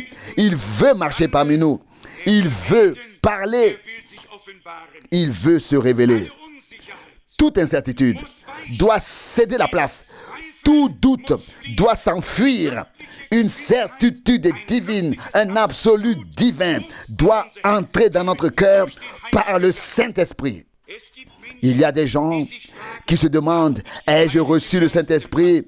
Suis-je vraiment un enfant de Dieu? Mes chers amis, tant que nous sommes tourmentés par le doute, la joie du Seigneur ne pourra pas encore devenir notre force. Ce n'est que lorsque la véritable certitude de la foi, qui ne vient pas de nous, mais de Dieu, nous sera accordé, que nous pourrons dire, je sais que mon Rédempteur vit, je sais qu'il m'a accepté, je sais qu'il m'a pardonné, je sais que je suis devenu un enfant de Dieu. Lorsque nous avons cette certitude en nous, nous pouvons alors aller de l'avant et recevoir les autres bénédictions de Dieu. Relisons ce passage du psaume 132 à partir du verset 13. Psaume 132, verset 13. Car le Seigneur a élu Sion. Ne nous a-t-il pas élu, toi et moi? N'est-il pas écrit dans Éphésiens 1, verset 4? Il nous a élus avant même la fondation du monde. N'avons-nous pas ces promesses? Romains 8, verset 30. Ceux qu'il a appelés, il les a aussi justifiés. Ceux qu'il a justifiés, il leur a aussi accordé la gloire céleste et il les a transformés à l'image de son Fils. Ce ne sont pas seulement des promesses. Auprès de Dieu, ce sont déjà des réalités. Nous continuons à lire au verset 13. Car le Seigneur a choisi Sion, a élu Sion, il l'a désiré pour sa demeure. N'est-il pas écrit? Ésaïe 66, verset 1. Quelle maison me bâtirez-vous? Quel est le lieu de mon repos? Le ciel est mon trône et la terre, le marchepied de mes pieds. Quelle maison me bâtirez-vous pour que j'y habite? Et voici ce que nous lisons au verset 13 du psaume 132. Car le Seigneur a élu Sion, il a désiré pour sa demeure. Dieu n'habite pas dans un édifice de pierre construit de main d'homme. Dieu est vivant. Il a besoin d'un corps mobile. Et le corps du Seigneur a reçu une vie nouvelle, divine. Et comme nous l'avons souvent dit, il n'y a pas de membre mort dans le corps du Seigneur qui est vivant. Mais de même que la vigne et les sarments sont unis entre eux, qu'ils portent la même vie et produisent du fruit. De même, Jésus dit dans Jean 15, verset 5, « Je suis la vigne, je suis le cep, vous êtes les sarments. » Lui la tête et nous les membres, lui la lumière et nous l'éclat, lui le maître et nous les frères. Il est à nous, nous sommes à lui. Dieu nous a élus pour une haute vocation, destinée à un but tout particulier sur terre. Il nous a élus celui d'être désormais son temple, le lieu où il peut parler, agir et se révéler lui-même. Verset 14. C'est ici mon lieu de repos. Verset 14 du psaume 132. Pour toujours, c'est ici que je veux habiter, car tel est mon désir. Dieu l'a voulu ainsi. C'est pourquoi il a créé les conditions préalables pour que cela puisse s'accomplir. Dieu n'a-t-il pas, Dieu ne t'a-t-il pas aussi élu? Dieu n'a-t-il pas aussi voulu que toi et moi devenions des enfants de Dieu? Qu'il vienne ensuite habiter en nous, qu'il entre dans nos cœurs par la foi. Et alors, nous pouvons dire, Christ en nous, l'espérance de la gloire. J'habiterai parmi eux et je serai leur Dieu et ils seront mon peuple. Je marcherai parmi eux. C'est ce que Dieu veut faire. C'est ce qu'il a désiré. Par Golgotha, par la rédemption, par la puissance de son sang, de sa parole et de son esprit, il a créé les conditions pour que cela puisse devenir réalité. À présent, nous devons l'accepter dans la foi et laisser Dieu agir puissamment en nous, sans nous demander, mais comment Dieu va-t-il y parvenir à moi? Saul, qui est devenu Paul, n'a-t-il pas pu dire, c'est à moi, le pire de tous, que la miséricorde a été accordée? 1 Timothée 1, 15 et 16. Dieu peut pourtant en un instant te transformer, toi et moi, notre destin, toute notre existence. Nous ne sommes alors plus les mêmes qu'avant, mais des êtres nouveaux, car il est écrit dans 2 Corinthiens 5, verset 17. Si quelqu'un est en Christ, il est une nouvelle créature. Les choses anciennes sont passées. Voici, tout est devenu nouveau. Je voudrais lire au moins 2 ou 3 passages sur ce sujet, afin que nous apprenions ici aussi à discerner de quelle manière Dieu a ordonné les choses. Et ce dans sa parole, dans Galates chapitre 4. Dans Galates 4, je voudrais lire à partir du verset 1. Galates 4, du verset 1. Mais je dis ceci, tant que l'héritier est encore mineur, il n'y a aucune différence entre lui et un serviteur, bien qu'il soit le maître de tout. Une parole très grave. Nous pouvons être héritiers de Dieu et co-héritiers du Christ. Mais si nous sommes restés des enfants mineurs et que nous ne sommes pas entrés dans l'adolescence et l'âge adulte, si nous n'avons pas connu la croissance spirituelle, comme l'écrit Jean dans sa lettre, il dit, je vous écris, jeunes gens, je vous écris, Père. Il a su faire la distinction selon la maturité de ceux qui sont en Jésus-Christ. Lorsque nous prenons ici le mot immature, il est en rapport avec divers enseignements qui soufflent comme des vents sur le pays, et avec le fait que les personnes immatures, qui sont encore restées des enfants et instables, sont ballottées ça et là. Nous devons devenir fermes en Dieu, fermes dans sa parole, et ne pas écouter à gauche et à droite, mais accepter seulement la parole comme notre absolu, et ne plus rester immature, ne plus rester enfant, mineur. Car à quoi cela nous sert-il d'être un jour héritier si cela ne peut pas encore se manifester aujourd'hui? Déjà que Dieu peut nous placer dans la position de fils à laquelle nous avons droit d'être placés. Me contenter d'un simple espoir pour l'avenir ne me suffit pas. Dieu a préparé déjà beaucoup de choses pour nous aujourd'hui.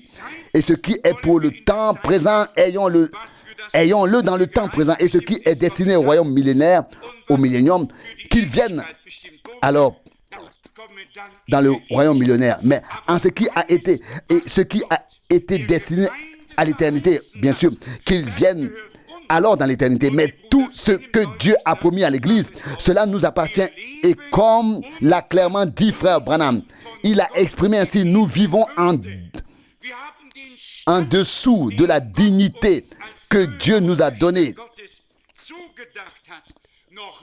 Nous n'avons pas encore pris la place que Dieu nous a destinée en tant que fils et filles de Dieu. C'est pourquoi il a prêché le sermon, la maturité de l'homme parfait en Christ, la stature de l'homme parfait en Christ. Et c'est ainsi qu'il est écrit dans la Bible que nous devons grandir jusqu'à atteindre la pleine maturité, la stature de l'homme parfait en Jésus-Christ notre Seigneur. Éphésiens 4, verset 13. Et je pense que cela ne peut pas venir de la nourriture spirituelle. Cela ne peut venir que de chacun personnellement qui est freiné par l'incrédulité qui le domine. Jusqu'à présent, la parole de Dieu n'a encore retenu personne. Bien au contraire, la parole de Dieu a déjà aidé beaucoup de gens, car elle accomplit et produit toujours les choses pour lesquelles elle a été envoyée. Et de nos jours non plus, il n'en sera pas autrement. Dieu a envoyé sa parole prophétique, sa parole doctrinale, sa parole de l'enseignement. Dieu a envoyé la parole dans toute sa plénitude, afin que nous soyons bénis, afin que nous soyons initiés au mystère.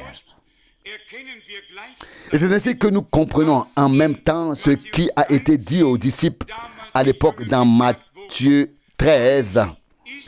au verset 11, il vous est donné de connaître les mystères du royaume de Dieu, mais pas aux autres. Si Dieu nous a confié les mystères de sa parole et de sa volonté, c'est que nous comprenons ainsi qu'il nous a retirés de la foule, qu'il nous a mis à part pour lui, qu'il nous a pris avec lui, afin de nous faire connaître les choses qui ont été données aux autres sous forme de paraboles, afin que nous en reconnaissions le sens et la signification. Et nous avons également compris ce qui est écrit dans Apocalypse 1, verset 1, à savoir que les choses que Dieu a montrées à son serviteur, ici au singulier, étaient destinées à faire savoir à ses serviteurs au pluriel ce qui doit arriver. Je lis le verset 1 pour que ce soit clair pour tout le monde. Apocalypse chapitre 1, verset 1.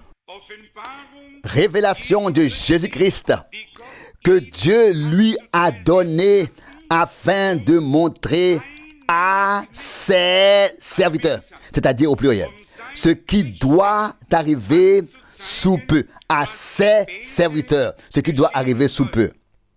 Et il l'a fait connaître par l'envoi de son ange à son serviteur au singulier, à son serviteur Jean, par des signes.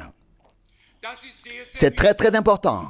Dieu a toujours eu un serviteur à qui il pouvait révéler quelque chose. Mais cette révélation divine était destinée à ce que tous les serviteurs de Dieu, établis par le Seigneur, puissent dans cette révélation divine, puissent dans cette révélation divine et la transmettre à l'Église. Et c'est ainsi que cela se passe jusqu'à ce jour. Imaginez que nous devions simplement dire, oui, Dieu a tout révélé à Jean, mais nous sommes laissés pour compte. Nous disons, oh, comme c'est merveilleux, Dieu avait un prophète sur l'île de Patmos, alléluia, loué soit le Seigneur. Qu'est-ce que cela m'apporte? À moins qu'il ne me soit accordé ce que Dieu a réellement révélé à cet homme en particulier. Sinon, cela ne m'apporte absolument rien. Je peux m'en réjouir, je peux entonner un chant à son honneur. Je me suis rendu une fois au Canada à Prince Albert lors d'une très grande conférence. Il y avait vraiment beaucoup de monde. Là, un chanteur de variété qui s'était converti, il chantait d'ailleurs très bien. Il chante encore très bien aujourd'hui. Une musique qui me plaît en tout cas. Il a chanté une chanson sur Frère Branham. 4 couplets. Une chanson sur Frère Branham. Et vous pouvez bien imaginer, j'étais l'orateur invité, mais j'étais vraiment là en tant qu'invité. J'ai dû remettre les choses en ordre, car les propos allaient dans tous les sens.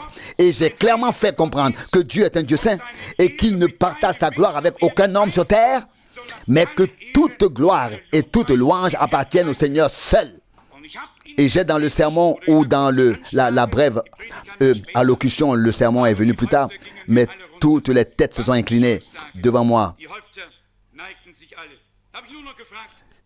Ce que je vous dis, toutes les têtes se sont inclinées. J'ai simplement demandé si dans les Actes des Apôtres, on n'avait jamais rapporté qu'un cantique a été entonné en l'honneur de Jean-Baptiste, de Paul ou de n'importe qui d'autre. Chanter au Seigneur un cantique nouveau et louer son Saint-Nom. Et que tous les peuples louent car il est fidèle et juste. Et il se révèle à qui il veut, ce qu'il veut et où et quand il veut. Mais la gloire n'appartient à aucun homme, Psaume 96, 96, 1, 2. Mais au Seigneur seul. Que chaque homme rende gloire au Seigneur seul. Je viens de penser à ce qui suit, cela ne convient peut-être pas tout à fait ici, mais Dieu a permis que Frère Branham ait tenu des propos différents à différents moments sur le même sujet. Dieu l'a permis ainsi. Je traduis les sermons, je connais toute une série de déclarations qui diffèrent ici et là. Et je suis reconnaissant à Dieu que nous aussi, qui apprécions cet homme de Dieu et sommes reconnaissants au Seigneur de l'avoir envoyé, puissions ramener les choses à la parole et que nous puissions prêcher ce que nous... Donc, satisfait, j'utilise le mot satisfait, pouvons présenter avec satisfaction devant Dieu, devant nous-mêmes, devant l'Église. J'ai été suffisamment clair? Ai-je été suffisamment clair? Seulement ce avec quoi je peux me présenter devant Dieu, subsister devant lui, et dont je suis sûr, à 100% ici, rien ne te condamne. Ici, tu as parfaitement saisi l'essentiel, et en est ainsi. Il en est ainsi et pas autrement. Cela est ainsi par le Seigneur, c'est ainsi. Alors, on repose en Dieu, en toujours et à jamais, et éternellement. Et c'est ainsi que le Seigneur a agi afin que nous sondions les Écritures, les Saintes Écritures, et que nous ne nous contentions pas de nous précipiter en disant le prophète a dit. Pour moi, c'est Dieu qui doit l'avoir dit. Et alors, c'est dit pour toujours et éternellement. Et alors, c'est vrai. Et alors, je sais même où cela est écrit, à savoir dans la Bible. Et c'est là que certains ne nous comprennent pas et pensent alors que nous regardons avec mépris un homme de Dieu. C'est très très loin de la vérité. De la vérité. Vous ne croyez tout de même pas que je me donnerai cette peine. Je crois que jusqu'à présent nous avons environ 200 sermons en allemand. Pouvez-vous réfléchir un instant et calculer combien de temps cela a pris pour la traduction, la relecture, combien de temps y a été consacré? Pensez-vous que je le ferais si je n'en étais pas convaincu? J'en suis convaincu à 100%. Tout comme Dieu avait Jean sur l'île de Patmos comme serviteur et prophète, à qui les choses à venir étaient révélées en images. De même, Dieu avait un William Branham à notre époque, un grand prophète qu'il a pu envoyer pour placer ses mystères sur le chandelier et les mettre en évidence. Si une prédication dure 2 heures, un prophète peut aussi parfois y glisser des éléments et dire, selon la parole de l'Écriture, Matthieu 13, 52, un bon intendant tire de son trésor des choses anciennes et nouvelles. Il n'est pas nécessaire que ce soit toujours de nouveau qui s'écoule. Il peut aussi y avoir parfois quelque chose d'ancien. Et si tel est le cas, alors nous mettons cela de côté. Comme il l'a dit lui-même, lorsque nous mangeons un gâteau aux cerises, nous ne jetons pas le gâteau si nous y trouvons un grain, mais nous jetons le grain et nous finissons le gâteau. C'est ainsi que nous l'avons toujours fait et c'est ainsi que nous le ferons jusqu'à la fin. Comme je l'ai dit, je ne veux pas m'étendre sur ce sujet, mais il faut que cela soit dit. Nous ne sommes pas des imbéciles qui suivons aveuglément un homme, mais nous sommes des êtres humains dont les yeux ont été oints de l'onction sainte du Saint-Esprit. Et nous sommes reconnaissants envers le Seigneur pour chaque révélation de sa parole qu'il nous a donnée par grâce. Pour en revenir ici au chapitre 4 de l'Épître aux Galates. Continuons notre lecture. Verset 2, Galates 4, verset 2.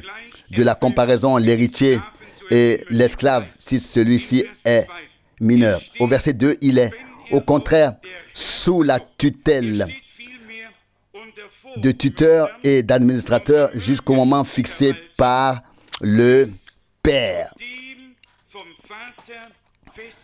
Jusqu'au moment fixé par le Père. Verset 3. De même, tant que nous étions spirituellement mineurs, nous étions en tant qu'esclaves sous la domination des éléments du monde. Verset 4. Mais lorsque le temps a été accompli, Dieu a envoyé son Fils, né d'une femme et soumis à la loi. Verset 5. Afin qu'il rachète ceux qui étaient sous la loi, afin que nous obtenions l'établissement dans la position de fils. Donc, il n'est pas seulement question ici de devenir de devenir fils, mais d'être établi en tant que fils majeur dans la position de responsabilité déterminée par le Père. C'est de cela qu'il s'agit ici. C'est également de cela qu'il s'agit pour nous qui sommes devenus croyants, car par la nouvelle naissance, nous sommes devenus fils et filles de Dieu. Mais par le baptême dans le Saint-Esprit, nous sommes intégrés dans le corps du Seigneur pour accomplir une tâche bien définie par Dieu lui-même qui doit être menée à bien au sein de l'Église du Dieu vivant. Je poursuis ma lecture dans Galates 4, verset 6. Or, puisque vous êtes désormais des fils, Dieu a envoyé dans nos cœurs l'esprit de son Fils qui crie « Abba, Père ». Verset 6. On demande souvent aux gens, as-tu reçu le Saint-Esprit? Et je pense qu'il faut bien dire un mot de clarification à ce sujet, peut-être même ce matin. Il y a au moins deux choses, voire davantage. Mais la première est la suivante. Lorsque Jésus est ressuscité, il a soufflé sur ses disciples et leur a dit, dans Jean 20, verset 22, recevez le Saint-Esprit. Et c'est à ces mêmes disciples-là que Jésus a dit, c'est à eux qu'il a dit, à la fin des 40 jours, Luc 24, 49, restez à Jérusalem jusqu'à ce que vous soyez revêtus de la puissance d'en haut, aux mêmes disciples. Alors vous serez mes témoins, pas avant, et non pas alors vous serez mes fils et mes filles. Ils le deviendront par la nouvelle naissance. Et c'est pourquoi il est écrit ici qu'il a donné l'esprit de son Fils. De son Fils. Ici, il s'agit de la filiation, de la condition de fils. Et si nous sommes enfants, nous sommes aussi héritiers. Romains 8, verset 17. De sorte que comme il est écrit ici, nous recevons l'esprit de filiation. Et ce n'est pas encore le fait d'être revêtu de la puissance d'en haut. Cela se produit, nous recevons l'esprit de filiation, Romains 8, lorsqu'un homme, et cela se produit lorsqu'un homme devient véritablement croyant, reçoit le pardon des péchés, fait l'expérience d'une conversion et naît de nouveau pour une espérance vivante.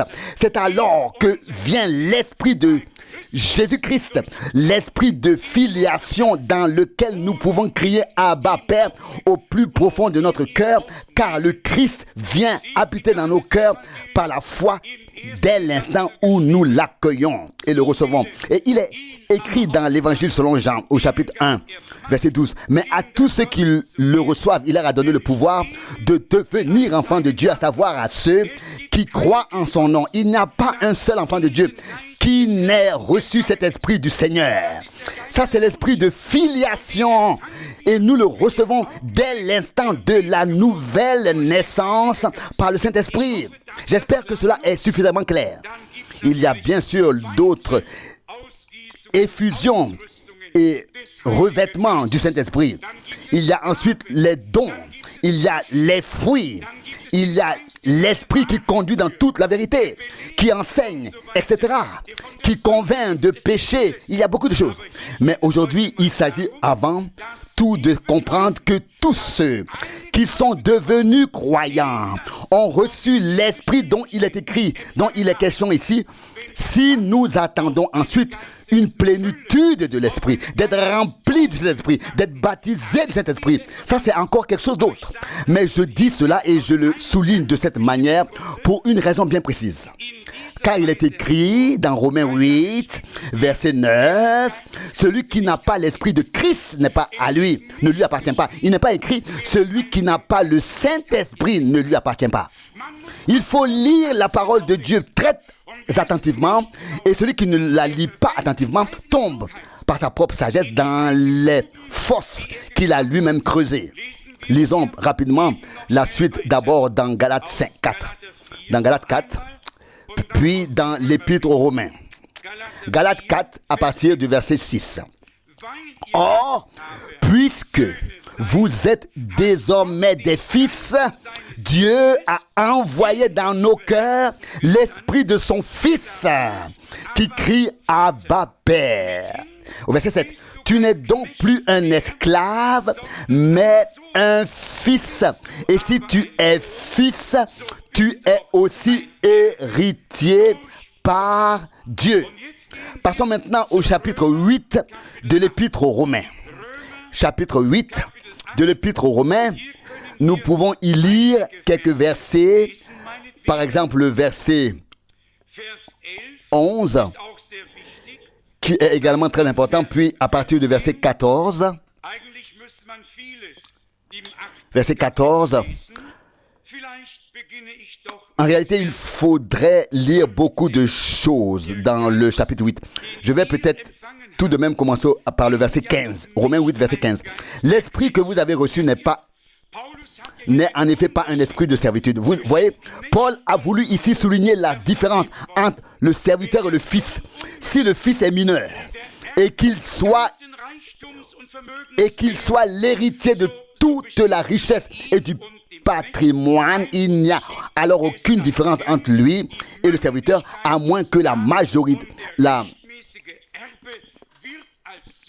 maturité ne soit atteinte. La maturité et que l'héritier légitime ne soit établi dans son héritage en tant que fils. Et maintenant, lisons ici Romains 8, verset 15. Romains 8, verset 15. L'esprit que vous avez reçu n'est pas un esprit de servitude qui vous ferait craindre de nouveau, mais vous avez reçu l'esprit de filiation. L'esprit de filiation par lequel nous crions Abba Père. Verset 16. C'est précisément cet esprit qui unit à notre esprit, rend témoignage que nous sommes enfants de Dieu. Alléluia. Gloire à Dieu. Enfants de Dieu. Et si je demandais maintenant à tous ceux qui sont ici, ce que je ne fais pas, car Dieu connaît mon cœur, je ne vais pas mettre un oreiller sous la tête d'une personne, mais si je posais la question maintenant, et je m'adresse ici à tous ceux qui pensent ne pas avoir encore reçu le baptême du Saint-Esprit, mais vous pouvez toutefois adhérer pleinement à cette parole, à savoir que vous avez reçu l'esprit de filiation, et que vous pouvez crier Abba Père. Vous savez que Dieu est notre Père céleste. Est-ce vrai ou non? Alors, vous avez donc expérimenté Dieu. Vous avez fait l'expérience de Dieu. Vous avez reçu l'esprit de filiation. Je dois le dire une fois pour toutes, car les doutes circulent et ne restent pas à l'extérieur. Ils s'insinuent dans le cœur des hommes et nous détruisent intérieurement. Et cela ne doit pas arriver. Nous sommes devenus enfants de Dieu. Par la foi en Jésus-Christ, nous avons fait l'expérience de la justification et reçu l'esprit de filiation, grâce auquel nous pouvons crier Abba Père. Et fort de cette expérience, de cette certitude de la foi, nous pouvons bel et bien dire, Seigneur, tu es notre Père. Et il est écrit dans Luc 11, 13, si un père terrestre est capable de donner de bonnes choses à ses enfants, à combien plus forte raison votre Père qui est dans les cieux vous donnera-t-il de bonnes choses et le Saint-Esprit à ceux qui le lui demandent. C'est tout simplement indispensable. Mais je tenais à le dire ici, afin qu'une fois pour toutes, tout doute soit ôté de chaque cœur, de chaque esprit, de toute pensée et de toute réflexion. Et ce, une fois pour toutes. Si toi, cher frère et chère sœur, tu crois que Jésus-Christ, en tant que Fils de Dieu, est mort pour toi sur la croix Golgotha, et que ta réconciliation avec Dieu s'y est accomplie là-bas et que la culpabilité de ton péché a été pardonnée, ainsi de suite, alors Dieu a fait d'un enfant des hommes un enfant de Dieu. Et tu peux te réjouir d'être un enfant de Dieu. Peut-être n'es-tu pas encore mûr. Peut-être manque-t-il encore ceci ou cela. Mais Dieu t'a accordé sa grâce et a fait de toi un enfant de Dieu. Je vous en prie, ne laissez plus jamais personne remettre cela en question. Tout homme qui naît de Dieu naît de nouveau d'eau et d'esprit. Il n'y a pas de nouvelle naissance sans le Saint-Esprit. Et nous devenons un temple de Dieu et le Seigneur vient habiter dans nos cœurs par le Saint-Esprit. Christ en nous, l'espérance de la gloire. Et puis, en tant qu'enfants, nous avons maintenant le droit que le Seigneur continue à marcher avec nous, que nous connaissions une croissance spirituelle, que nous atteignions la maturité, que nous puissions être établis comme fils et filles de Dieu. C'est en effet cela que signifie la manifestation de la filiation. Non seulement le fait que nous soyons fils, mais aussi que nous soyons manifestés en tant que fils de Dieu. Il en a été de même pour notre Seigneur. Il a été conçu par l'Esprit et de l'Esprit, puis au moment, et il a été engendré et né de l'Esprit, puis au moment où il devait entrer en fonction, il a été rempli du Saint-Esprit et a commencé à exercer son ministère, pas avant. Il en va de même pour nous. Nous sommes fils et filles de Dieu par la nouvelle naissance. Et puis, nous sommes baptisés dans le corps du Christ, ensuite par l'effusion du Saint-Esprit, afin de remplir et d'accomplir ainsi une tâche au sein de l'Église. Si donc quelqu'un pose la question, parles-tu en langue? Et que la personne répond, dit non. Et si ensuite un troisième intervient en disant, alors tu n'as pas le Saint-Esprit, ce n'est pas vrai. Il faut donc rester tout à fait réaliste et appeler les choses par leur nom. Il est écrit ici, Romains 8, verset 9. Si quelqu'un n'a pas l'esprit de Christ, et l'esprit de Christ est l'esprit de la filiation. Peut-on être plus clair ici? C'est ce qu'enseignent ici les Saintes Écritures et c'est ainsi que nous devons le transmettre. Et puis nous savons aussi qu'en tant que fils et filles de Dieu, nous attendons davantage. Si quelqu'un posait la question ainsi, as-tu été baptisé de l'Esprit? On pourrait aussi poser la question ici. Poser la question de cette manière, c'est encore une toute autre affaire. Tout comme on peut demander, as-tu vécu une conversion? Tout comme on peut demander, as-tu reçu la nouvelle naissance? On peut donc poser certaines questions, y répondre, puis voir si l'on a réellement vécu ces choses avec Dieu. Il est très important, et nous le constatons également aujourd'hui, que nous interprétions, que nous dispensions correctement la parole de l'Écriture. Celui qui est devenu un enfant de Dieu, qui possède l'esprit de filiation et qui sait qu'il est devenu un enfant de Dieu par la foi en Jésus-Christ, le Fils de Dieu, et par l'œuvre de rédemption accomplie par la foi en Jésus-Christ, le Fils de Dieu, et par la foi à l'œuvre de rédemption accomplie. Cette personne n'a pas besoin de baisser la tête et de se laisser abattre. Il n'a pas à se laisser opprimer par qui que ce soit. C'est seulement ensemble que nous voulons réellement cheminer avec Dieu jusqu'à ce que nous parvenions à être comblés de toute la plénitude de Dieu afin d'être baptisés dans l'Esprit, d'être scellé par l'Esprit de Dieu, d'être conduit par l'Esprit de Dieu ensuite, afin que les fruits de l'Esprit ensuite, que les dons de l'Esprit ensuite, oui, que le Christ lui-même puisse se manifester dans notre vie, afin que nous puissions nous aussi, nous être manifestés avec lui dans la gloire. Mais soyez confortés, réconfortés, aujourd'hui réconfortés, soyez fortifiés sur ce fondement de foi très saint et rendez grâce au Seigneur, remerciez le Seigneur qui nous a fait don par sa grâce de grandes choses à nous tous. Je le souligne encore une fois, il n'est pas écrit celui qui n'a pas le Saint-Esprit ou qui n'a pas reçu le baptême de l'Esprit ne lui appartient pas, n'a rien, mais celui qui n'a pas l'esprit de Christ ne lui appartient pas. Et tout enfant de l'homme qui a été racheté par Dieu en Christ et réconcilié avec lui, même reçoit et acquiert une vie nouvelle et divine naît de nouveau en tant que fils et filles de Dieu pour une espérance vivante. Et ce même esprit, ce même Saint-Esprit, l'esprit de filiation qui était en Christ. Et pourquoi l'appelle-t-on l'esprit de filiation? Il s'agit bien des fils et des filles de Dieu. Dans Matthieu 3, tu es mon fils bien-aimé, pas rédempteur, pas avocat. La parole juste a été prononcée. Tu es mon fils bien-aimé, en qui j'ai mis toute ma joie, mon bon plaisir.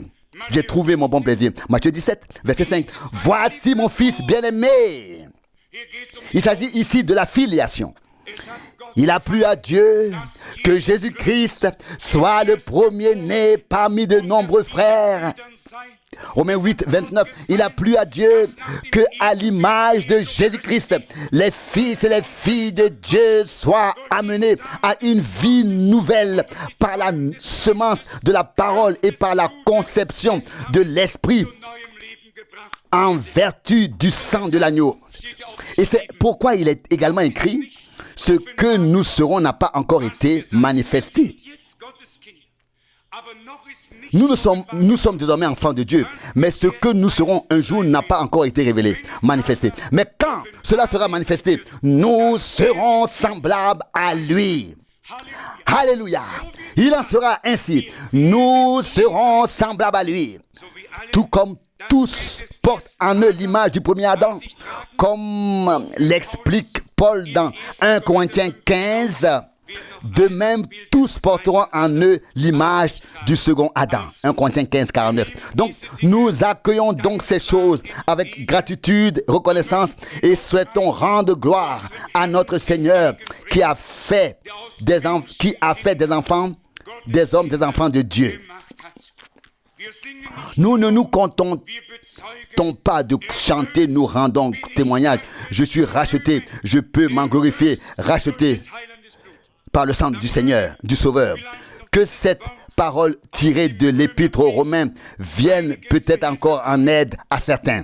Là où il est écrit, quiconque confessera le Seigneur comme Sauveur sera sauvé. Romains chapitre 10, versets 9 et 8. Mais que dit-elle? Que dit les Écritures? Romains chapitre 10, verset 8. Mais que dit les Écritures? La parole, que dit-elle? La parole est près de toi, dans ta bouche et dans ton cœur. C'est-à-dire la parole de la foi que nous prêchons. Verset 9. Car si tu confesses de ta bouche que Jésus est le Seigneur, et si tu crois de ton cœur que Dieu l'a ressuscité d'entre les morts, tu seras sauvé. Telle est la parole sainte de Dieu. Nous l'avons tous confessé et nous avons été sauvés.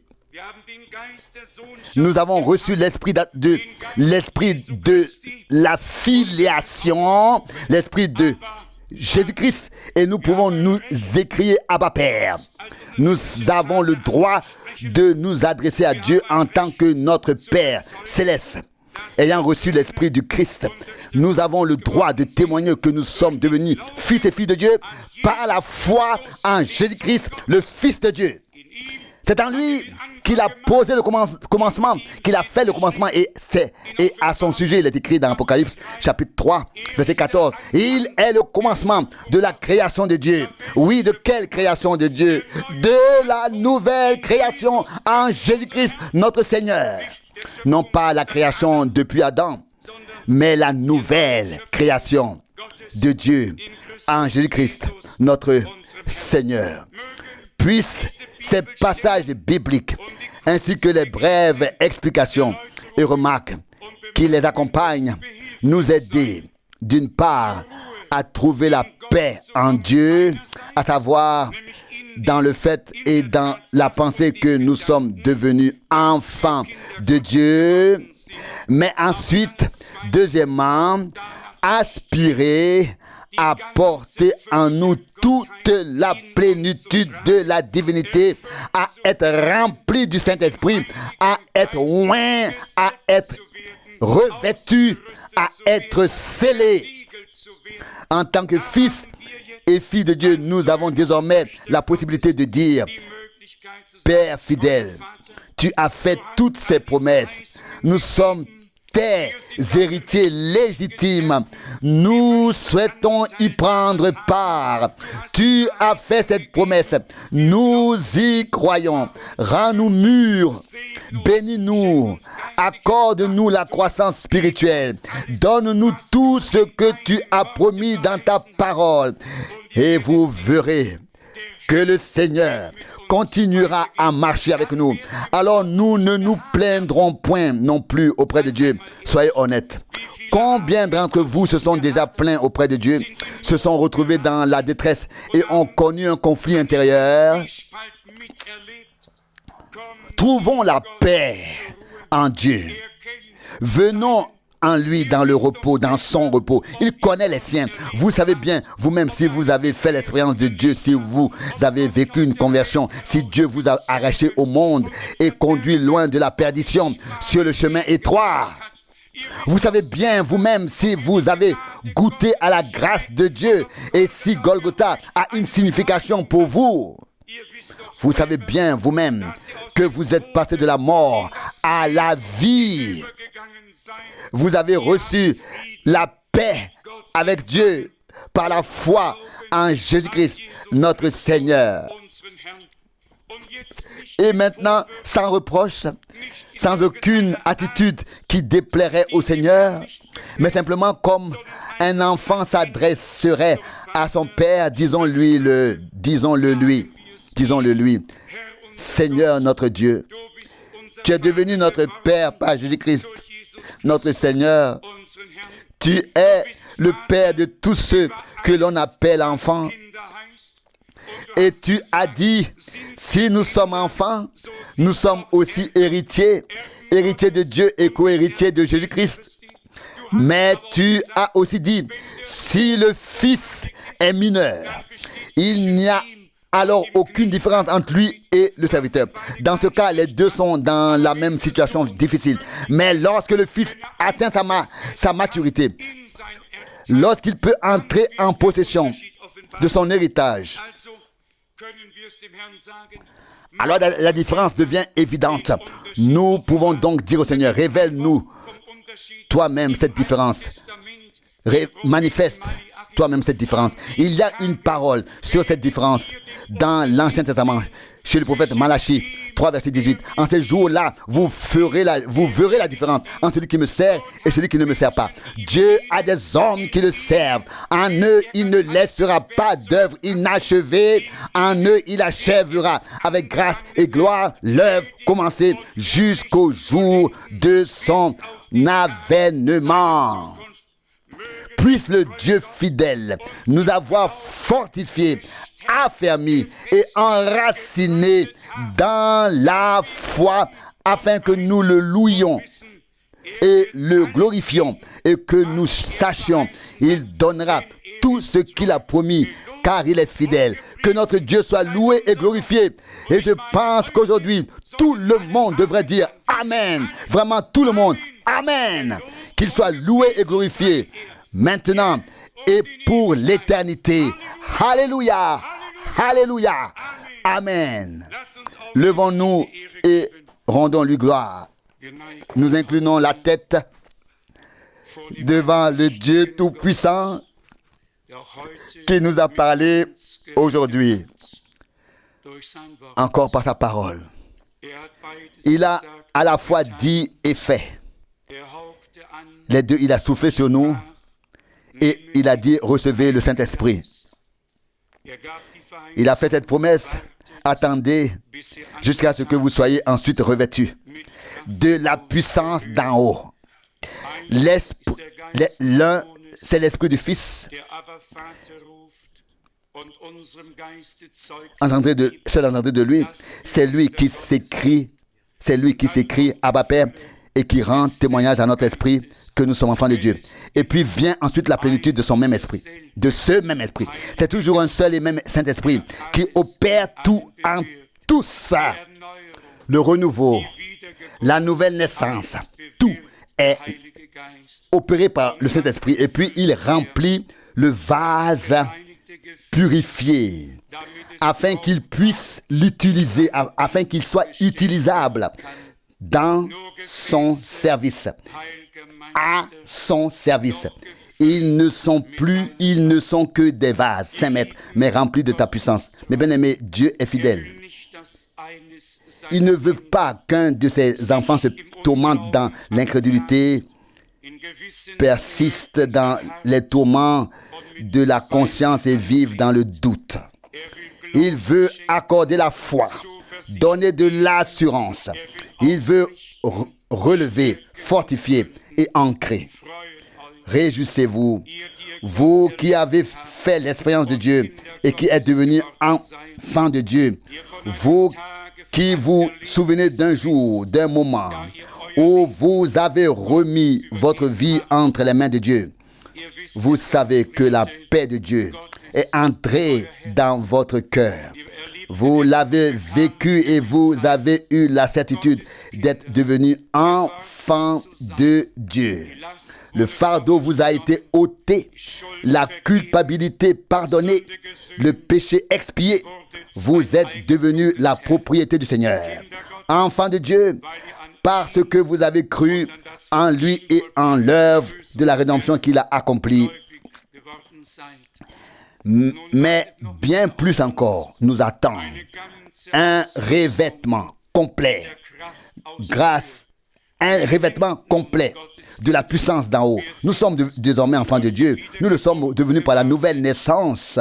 À présent, nous souhaitons être remplis de l'Esprit Saint, être loin, être revêtus pour le ministère, pour le service et scellés en vue du jour de la rédemption de notre corps. Tout cela, Dieu l'a préparé.